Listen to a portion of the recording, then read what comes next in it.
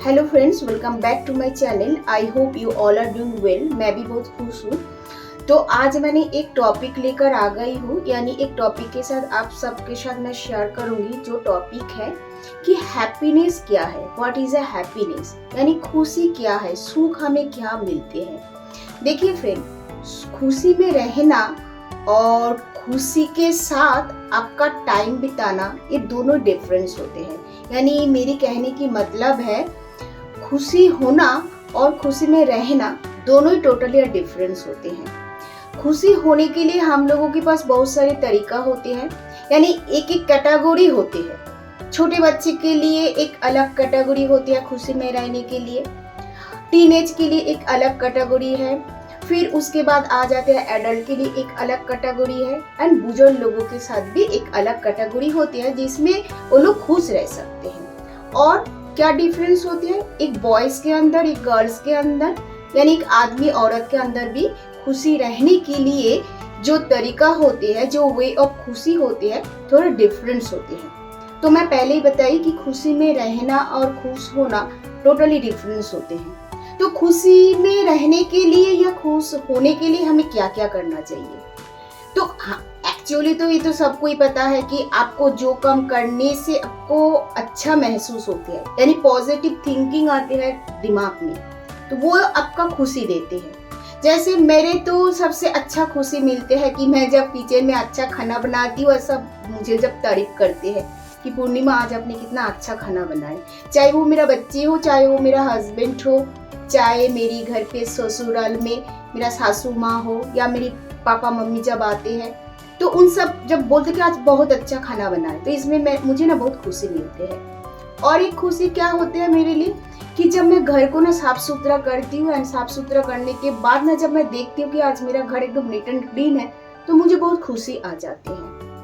और अभी मैं बताऊंगी कि हस्बैंड के लिए, यानी सिर्फ मेरी हस्बैंड नहीं, सबका हस्बैंड, शायद मैं सही बोल रही हूँ, तो हस्बैंड का भी खुश तब होते हैं जब वो ऑफिस में या जो जॉब करते हैं, आने के बाद जब घर पे देखते हैं ना उसकी बच्चे एंड बीबी, यानी उसकी वाइफ की फेस में जब मुस्कुरान है, यानी जब वो स्माइल के साथ उसे स्वागत करते हैं घर पे, तो इसे ना उसे बहुत सुकून मिलते हैं। तो हमें खुशी रहने के लिए सिर्फ खुद को खुशी में रहने के लिए आदत नहीं डालना चाहिए, यानी दूसरे को भी किसी से खुश मिलते हैं उसे भी हमें पे अटेंशन करना चाहिए, यानी ध्यान देना चाहिए। तो अभी अलग अलग कैटेगरी में पहले ही बता कि सबका अलग अलग कैटेगरी होते हैं खुशी में रहने के लिए। तो घर पे जब हम लोग कोई भी मतलब हस्बैंड वाइफ के साथ जब कोई बात शेयरिंग होते हैं, तो मैं फर्स्ट तो बताऊंगी कि नो आर्गू। हस्बैंड के साथ नो आर्गू मत कीजिए। वो गलत है तो उसकी गलती को उसे समझाने के लिए बहुत सारे तरीका होते हैं यार, कि उसे समझाओ। तो आर्गू के साथ नहीं है, आर्गू के साथ उसे मत समझाइए कि आप गलत हो, you are wrong, I am right, ये ऐसे नहीं बोलना है। उसे ऐसे जस्ट फॉर एक एग्जाम्पल देकर उसे आपको समझाना है कि आप गलत बोल रहे हो, मैं सही हूँ। और ऑलवेज ऐसा भी नहीं है कि ऑलवेज हस्बैंड गलत है और वाइफ भी सही होते हैं। वाइफ भी तो कभी कभी गलत, यानी हम लोग भी तो कभी कभी गलत कम कर देते हैं। तो इसलिए तो कोई भी बातों के लिए, चाहे वो हस्बैंड वाइफ के बीच भी हो, चाहे वो आपके बच्चे के साथ हो, या घर पे कोई भी रेस्पेक्टेबल जो पर्सन है, चाहे वो आपका माता पिता हो, चाहे आपका बुजुर्ग, कोई भी लोग आपका ससुराल में कोई भी है, तो उसके साथ कोई भी बातें जब होती है तो आर्गू नहीं। पहले आप सोचिए ठान दिमाग में से कि वो जो बातें वो बता रही है कि वो उसमें वो सही है या आप सही हो।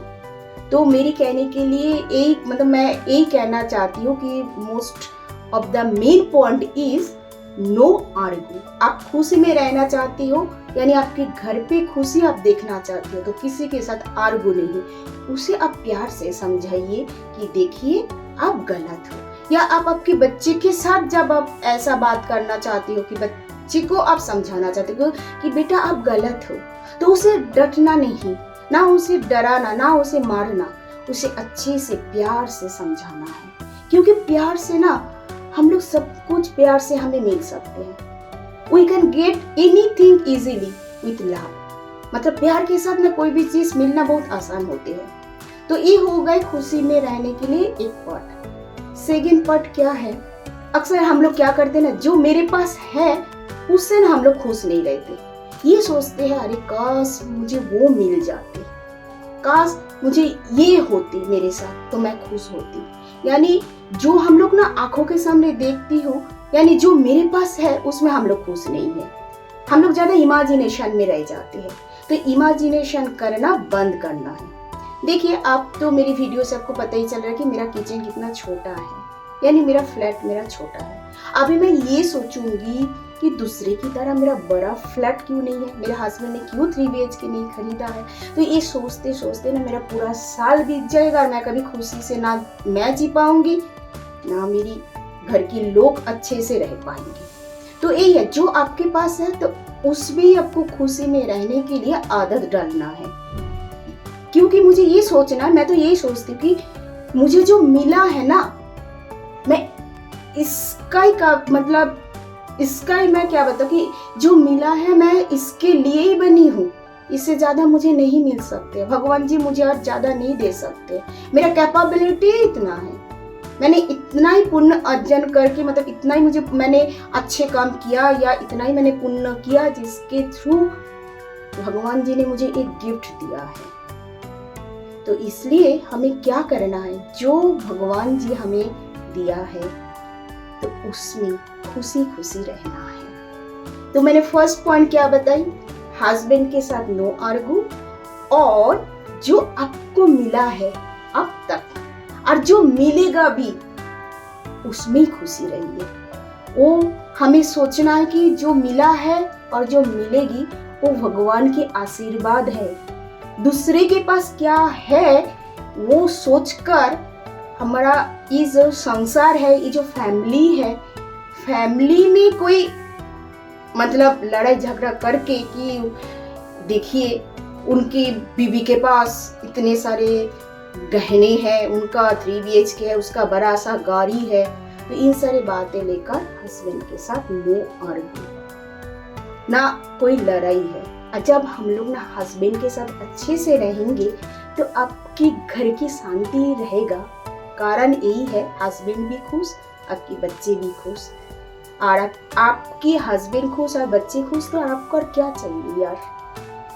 तो ये जो दो पॉइंट मैंने बता दी, और एक पॉइंट मैं आप सबके साथ शेयर करूंगी। जो पॉइंट है एंड जो थर्ड पॉइंट मैं बताऊंगी फ्रेंड, कि सबके घर में बुजुर्ग लोग होते हैं, चाहे किसी के घर पे उसकी फादर एंड मदर हो यानी माता पिता हो, किसी के घर पे आपके हस्बैंड की माता पिता है यानी आपका सास ससुर माँ है, या और भी कोई ताऊ जी, सबके घर पे बुजुर्ग लोग होते हैं। तो हमें क्या करना चाहिए, वी शुड रेस्पेक्ट एल्डर, यानी एल्डर बुजुर्ग लोगों को हमें रेस्पेक्ट करना है। सिर्फ रेस्पेक्ट ही नहीं, उसके साथ साथ उसे प्यार भी देना है।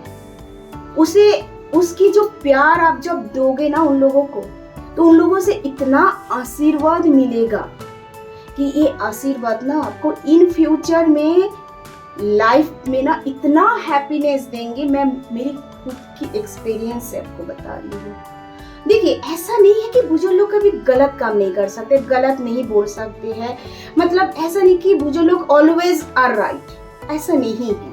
तो वो जो मैंने पहले जो बताई थी उसे भी प्यार से समझाइए कि पापा जी माता जी जो भी है कि आप ये गलत बोल रहे हो, आपकी सोचना थोड़ा जो थिंकिंग है, थिंकिंग को अभी चेंज करना है कि दुनिया अभी मॉडर्न बन गए, हाथ में एंड्रॉयड फोन आ गए, तो दुनिया मॉडर्न है, तो थिंकिंग थोड़ा बदल लीजिए। तो इसे प्यार से समझाइए, एक बार करके देखिए ना, वो लोग भी समझेंगे। तो इस दुनिया को ना हम लोग बदल नहीं सकते जब तक ना मैं मेरे घर को बदलूंगी, घर की एनवायरनमेंट को बदलूंगी। हर घर की एनवायरनमेंट में चेंज आएगा, हैप्पीनेस आएगा, फिर ये दुनिया जाकर एक हैप्पी अर्थ बनेगा। ये जो हम लोग अर्थ डे बनाते हैं, तो ये अर्थ डे बनाने से पहले खुद को खुशी में रहना सीखना है और खुशी में रहने के लिए फैमिली वालों को भी खुशी खुशी उसे रहने की मौका देना है। तो फ्रेंड, आज इतना तक, फिर मिलते हैं और एक नया टॉपिक के साथ और एक नया वीडियो में। तब तक के लिए आप लोग अच्छे रहे, हेल्दी रहे, सुस्त रहे और सबको प्यार कीजिए, सबके अंदर प्यार बांटिए। हस्बैंड के साथ नो आर्गू, खुशी में रहने। और एक बात भी मैं नेक्स्ट वीडियो में शेयर करूंगी जो एक इम्पोर्टेंट टॉपिक है। तो आज इतना तक, फिर मिलते हैं। और हाँ, घर पे आपका जो बुजुर्ग लोग हैं उनको रिस्पेक्ट के साथ साथ प्यार भी देना है, ये मेरी तरफ से आपको रिक्वेस्ट है। तो friend, bye bye and tata. Bye bye friend, bye bye.